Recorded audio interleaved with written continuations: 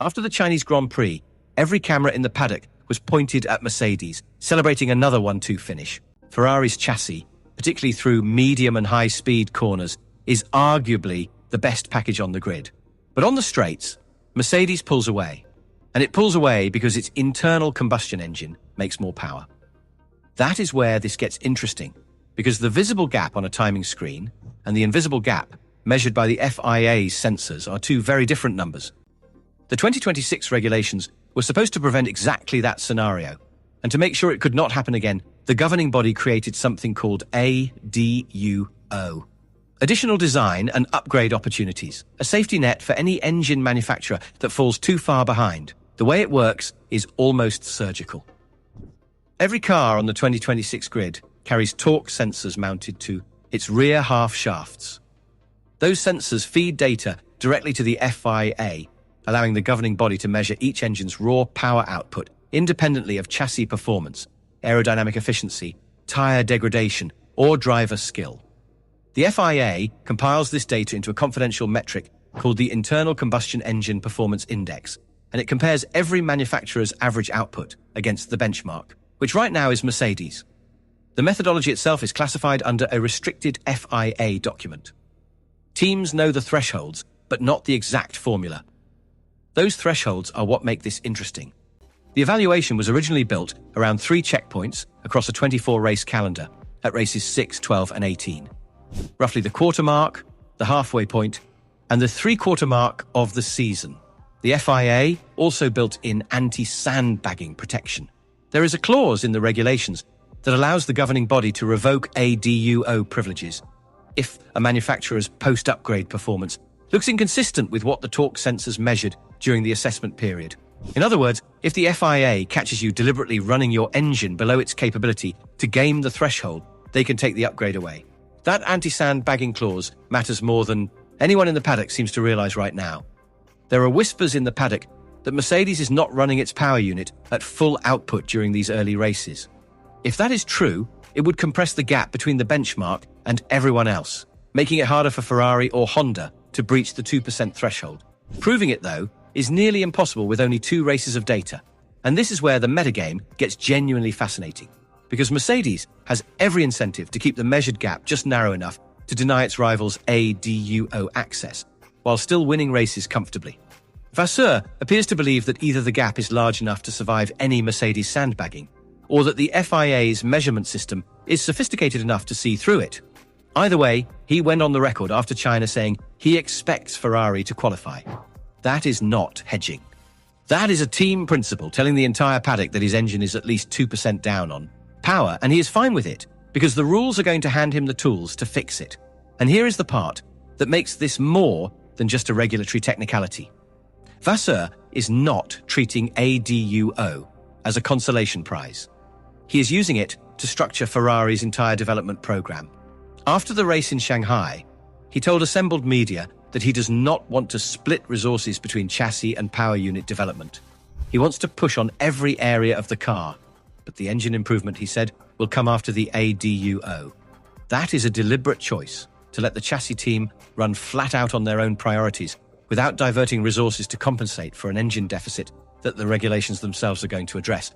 Think about what that means in practice.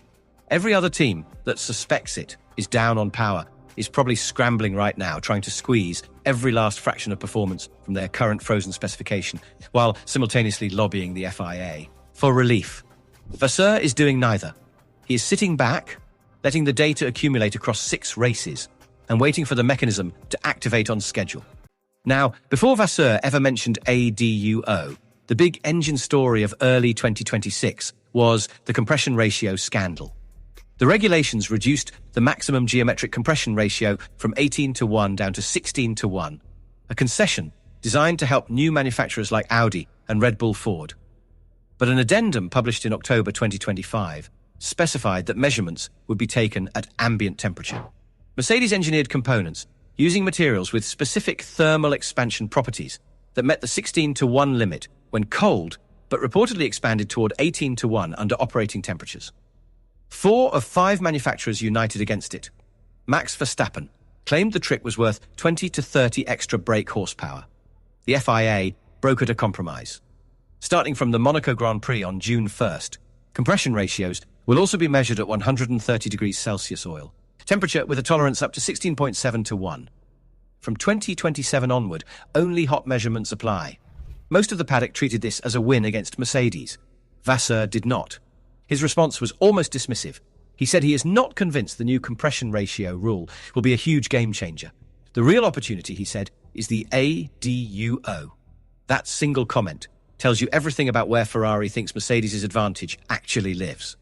If the compression ratio fix were going to close the gap meaningfully, Vasseur would not be planning around ADUO. The fact that he is signals that Ferrari's internal data shows the power deficit runs deeper than one loophole. Mercedes did not just find one clever trick. They built a better engine, full stop, and the only way to match a better engine is to build a new one, which is exactly what ADUO would let Ferrari do. The timing of all this has been complicated by geopolitics. Italian sources have been painting a picture of what Ferrari actually intends to do with its ADUO window that goes beyond anything the regulations architects probably imagined. Franco Nugnes, editor-in-chief of Motorsport.com Italy, and one of the best-connected journalists in the Ferrari orbit, reported that Ferrari's engine department under Enrico Gualtieri is not preparing an incremental upgrade. According to his reporting, the current power unit, internally designated the 067/6, is considered a transitional solution with virtually no remaining development margin. The original project suffered from what sources describe as an inaccurate estimate of the combustion chamber's calorific potential, a flaw inherited from the original project lead who has since departed for Audi. That detail about the project lead departure is worth sitting with for a second. Wolf Zimmermann, who ran the early-stage development of this power unit, left Ferrari for Audi before the engine was finalized. The institutional knowledge that walked out the door with him reportedly left the remaining team scrambling to compensate for design assumptions that were already baked into the architecture. This is not a case of an engine that needs tweaking. It is a case of an engine whose foundation may have been built on flawed calculations. What Ferrari reportedly has in the pipeline is closer to an entirely new power unit concept. If the first evaluation window triggers around Miami or Monaco, the FIA would assess and approve the modification request. The upgraded engine could become operational at the Hungarian Grand Prix on July 26th, the last race before the summer break. That would give Ferrari an entirely different engine for the second half of the season and a head start on 2027 development. That timeline is worth sitting with for a moment.